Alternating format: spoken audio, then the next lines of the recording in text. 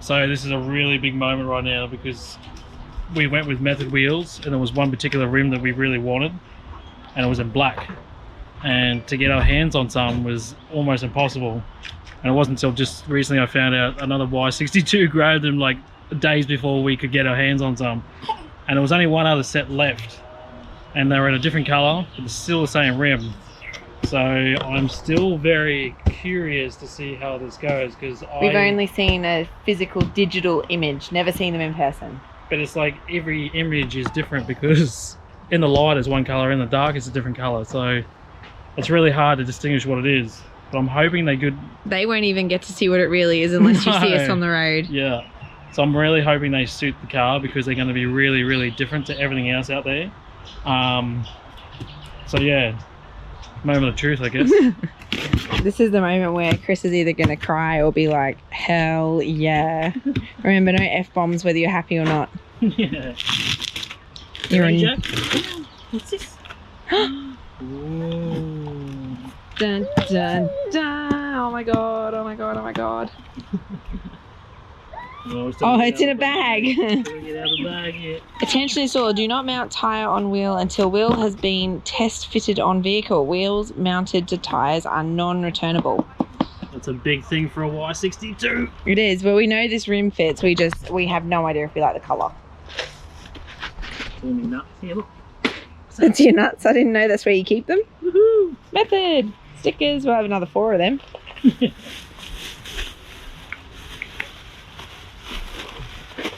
Oh, I can see it already. I love it. I can see the edge of it down the side. Yeah, I'm happy. You still can't see it.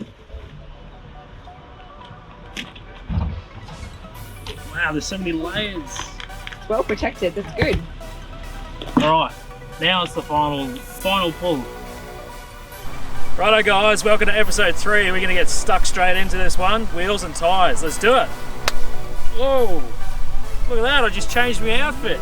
And the bloody tyres, how good's that? So I'll run you through what the tyres we actually have.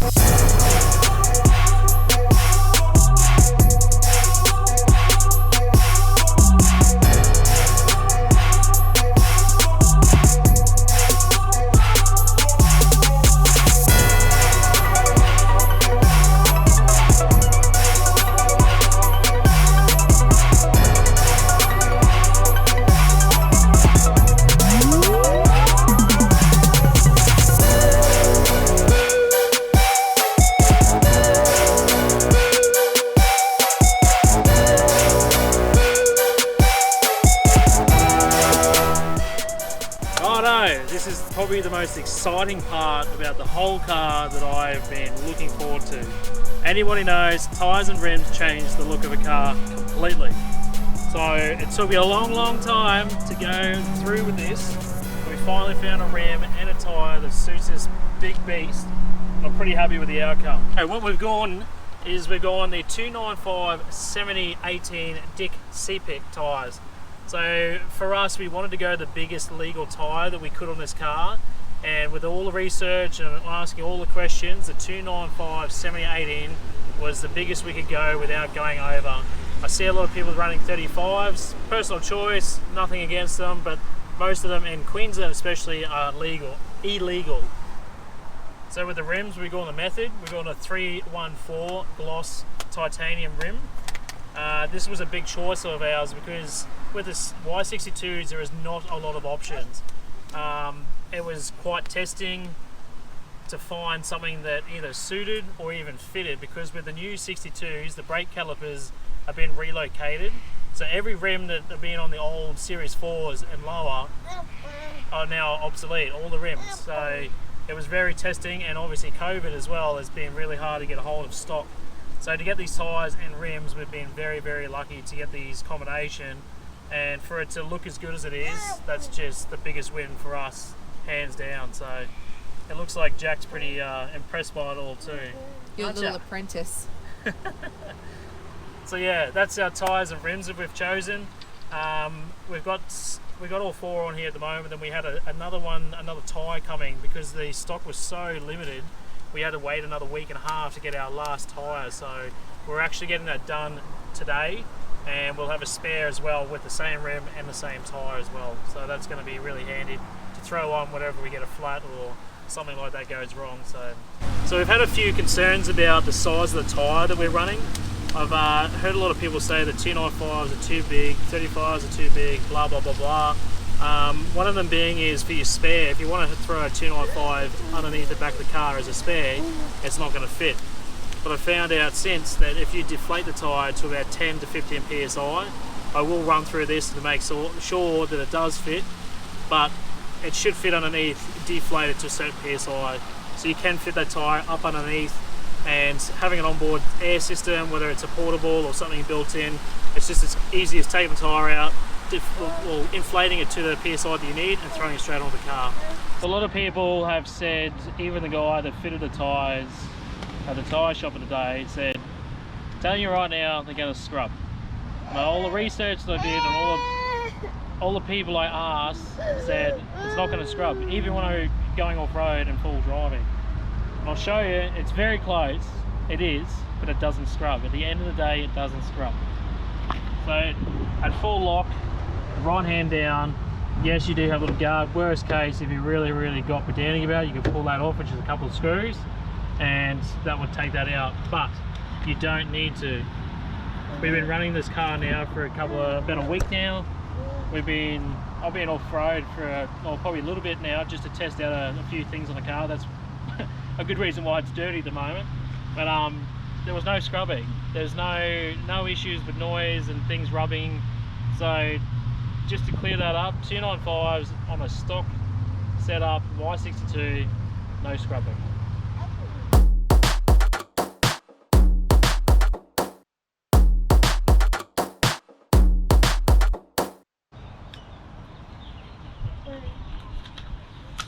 It's so tiny. Compared to the last one we had.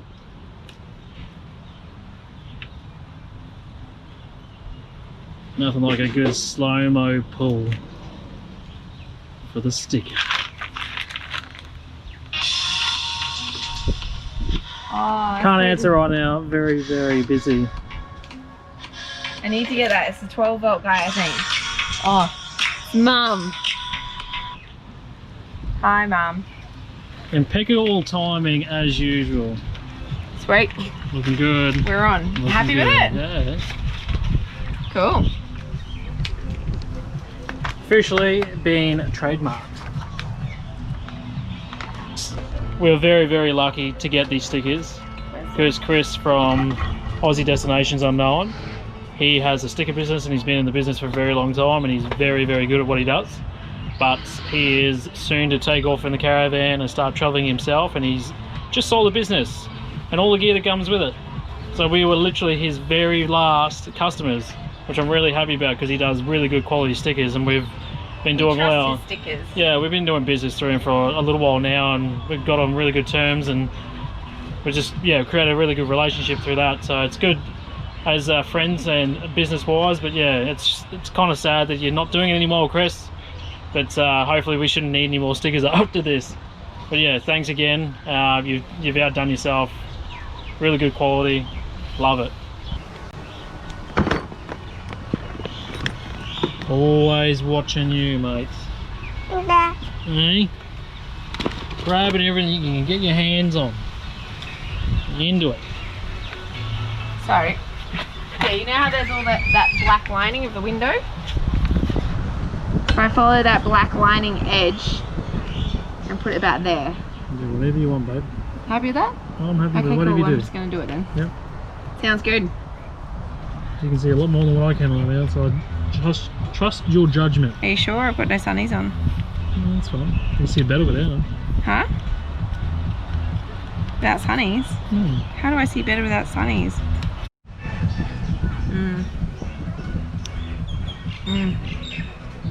I can see.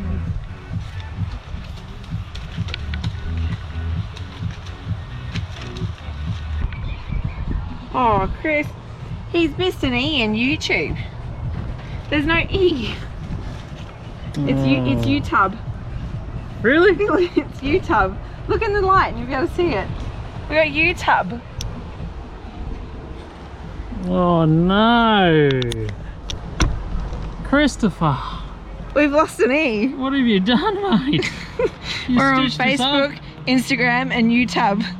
Is it a new social platform? And that's like our biggest one. Oh no. Oh, lucky we've got more, eh? Lucky.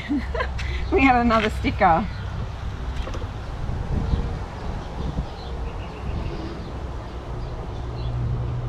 Oh. Perfect. Was it? There we go. No longer YouTube. Today we're going to be installing a two-way radio. We're going with a GME touring pack, so basically comes with everything that you need. We would think about going the big aerial, but at the same time we don't really need it. It's still a 6.6 dBi, so going to do more than enough to what we need to. And it just saves Sean staring at a big black pole for hours and hours on end while we're on the road. And I've got this very sexy looking replacement bracket to put on our number plate until we get the front bar fitted, which will be a little bit later on in the episodes. But we had the exact same one on the Ranger. It was just a quick fix, easy mounting system to put the antenna on, so we're going to do the same for this one for now. But yeah, we'll be a lot more tidier and a lot more professional later on when the bar goes on. So we wanted the bar to happen first, but because of COVID, everything's delayed as usual. Yeah. This we got from Super Cheap Auto. It costs $6.29 for the pack for the aerial and the radio. You can buy just the radio for $5.29, and the aerial I think was $179. So we ended up having a $70 saving by buying it as a pack. Yeah. And then this guy here is $50. So if you've got a front bar, you shouldn't really need this. But if you don't and you need a way to attach it, this is a great way to get around it for $50. It works really well, and it's a place to put your aerial that won't scratch your paint. That'd be easy to have out of the way of your legs too. Yeah, that's actually a nice length. Yeah, it'd be good to come up to your face but pop it back down. This is what I want to know about, is how long this is, so that I know where I'm going to wire it to. Because this is something again where Chris doesn't like doing this stuff, because this means possibly removing panels and whatnot, and I think he's just a little bit rough sometimes, so then we end up breaking things. Love you, babe, but it's true. So this is where I come in. First things first, I'll whack this number plate mounting system on first, and they'll give us somewhere to put the antenna on, and then we can start feeding the wire in through the grill. As you can see through there's a hell of a lot of room. You can stick your whole hand in there, which is far better than the Ranger. Then we're going to feed it up the driver's side somewhere. Through the gap there's a bit of a rubber grommet down there you probably can't see, which comes through the firewall out through the bottom of the pedals. Out through the bottom of the pedals. We'll probably run the wire along the bottom here, and then eventually I was thinking about mounting it right here underneath the start and stop button. So while I was sitting here, it's easy to grab, it's out of the way, not having wires everywhere, and I can sort of just hang down here beside my legs and not get caught up.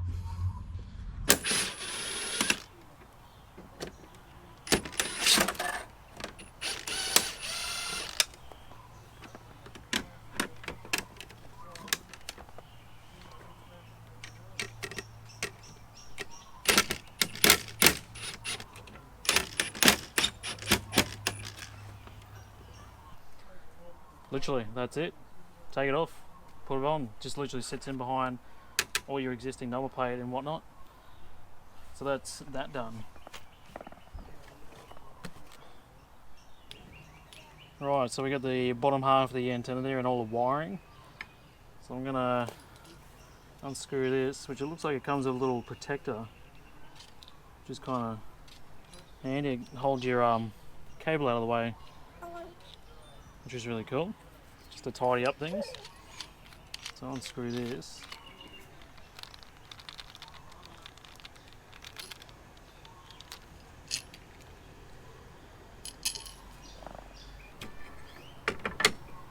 Oh, look at that, made to fit.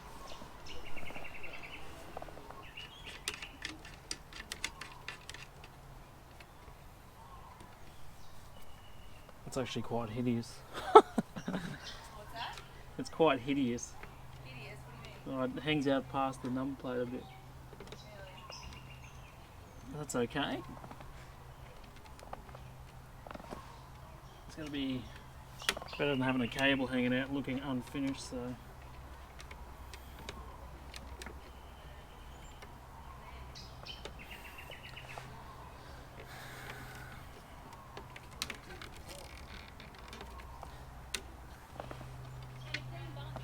We'll leave it on for now.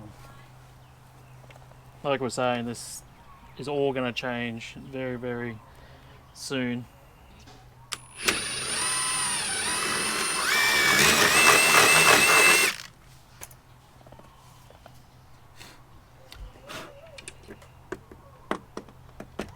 Perfect. For anyone playing at home, that was a 9mm to get that little plug through. It was just that nut there at the end there that was the biggest part. So, but yeah, for now it'll be sorted, it'll look good, tidy, but we'll be changing in the future. Just drilled a hole through the front of our bumper of a Brand car new that's less than bumper. a week old. Only we would do something like that. Oh, it's funny.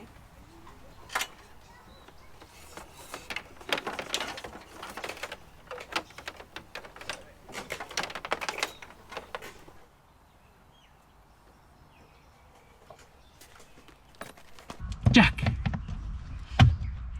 If you're gonna put it there, I'd just say zip tie it round. Yeah, it doesn't have to be like flush, It just needs to not screwed, move. all that sort of jazz. Like, as long as it's there and it's not going to fall out or move at any point, I don't care how it goes in. Well, in that case then, take this crap off, because it's skinnier.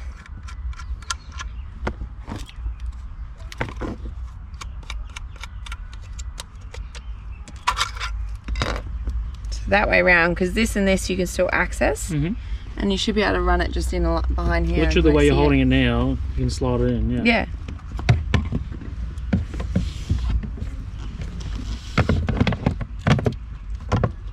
The joys of getting into tight spaces. Yeah? Yeah. Alright, well now that I know where I'm pulling through to, I'll start pulling. Ah, the things that Get Sean pulling, says. get pulling, babe. In a non-adult way. Sure. It's one I prepared earlier. Oh, there's a bonnet there. See what I have to start with? If it was me, you would have done the exact same bloody thing. Shush you. So, this grommet is completely taped up as well, so that's going to be fun to get behind. So I've made an incision with this temp peg setup that I've made. I just angle grinded a tip off there and made a slight hole.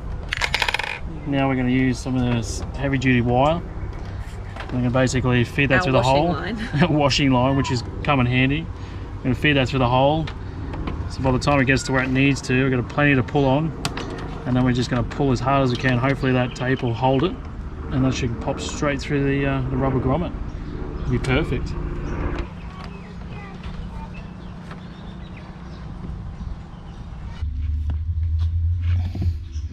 Is it pulling? Yes! That's so good, babe. Will it work? Yay! That's so good. Thank goodness. It worked! Thank God. So the plan came together. Note to self, tent peg, washing line, cord. It works. And Gorilla Tape. What are you doing, cheeky boy? You're playing with all the buttons. I can't keep you away for 5 seconds. Ah. What's Mummy doing down there? I'm just trying to find a negative for the install of the UHF. I've just found one, just under here. They're not. Yeah, cheeky boy. You just figured out how to open that. And grab the keys out. Look at him. Oh, he's going to do it again. Sneaky.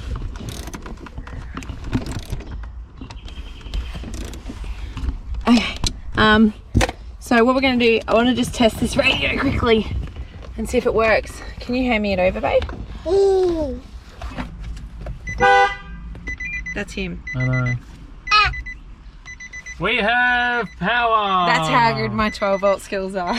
Beautiful. And then it should, yeah, cool, and it turns off with that. So Beautiful. The one we had last time in the Ranger was set up so that it was on a constant power source, and there was times where sometimes we forget to turn it off.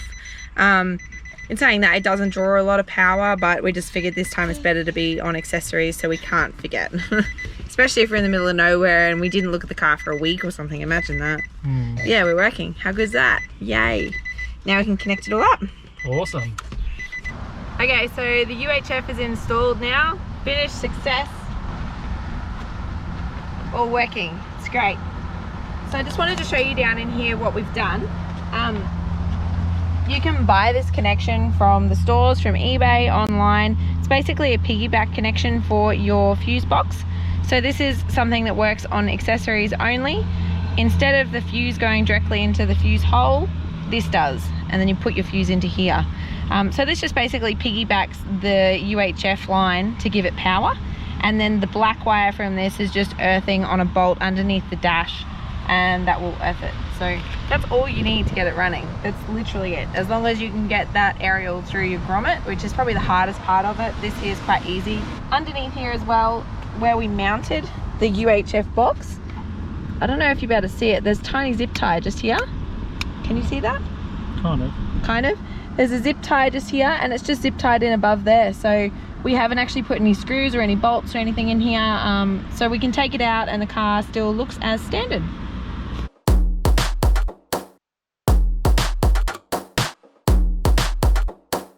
So I just wanted to touch base because after last week's episode we had a question that's come up quite a few times, and that's about whether we need to mod plate or put engineer certificate on taking out these rear chairs. So I just wanted to let you know, Queensland Transport, I don't know what it'll be like for other states, but with Queensland Transport and a Queensland registered car, as long as these are here, we don't need any certificates to be put in place. If you remove the seat belts entirely, then you've modified the car to be a 5-seater, but technically 1, 2, 3, the 3 seat belts are there, so we can still have this as an 8-seater car. The other question that's come up a few times now is around the tow ball mass. So your tow ball mass legally, if you ask a weight specialist, needs to be a part of your GVM. Your car is built so that the GVM, or the recommended GVM, is the maximum down weight your car can handle. So your tow ball mass has to be included in that GVM. So when you look at your GCM is a combination of your GVM and your trailer or caravan weight. So that tow ball weight has to be a part of your GVM. I think there's confusion around that. There's no such thing as issues around just the Nissans for the tow ball weight. It's a general misunderstanding when it comes to GVMs. Your GVM needs to include your tow ball mass, and your GCM will therefore include your GVM and tow ball mass and your trailer or caravan mass. Hopefully that clears it up. If you still got more questions, chuck them in the comments below. I'm happy to do more research and figure it out for you and put it there on paper, but yeah, it's just the way it is. Hey guys, so I just wanted to tune in really quickly before you finish this episode. If the sound has been amazing, can you just let me know in the comments? If it's been horrible, let me know. I know some of you said you had to have your volume up twice as much. Turns out that sound engineering is actually quite difficult. Yeah, there's a lot involved. Like, I thought video editing was interesting, but sound is another level. So yeah, if you have any questions or any concerns, please pop them in the comments below. I'm working on it, I'm learning, and I really want to get it right for you guys.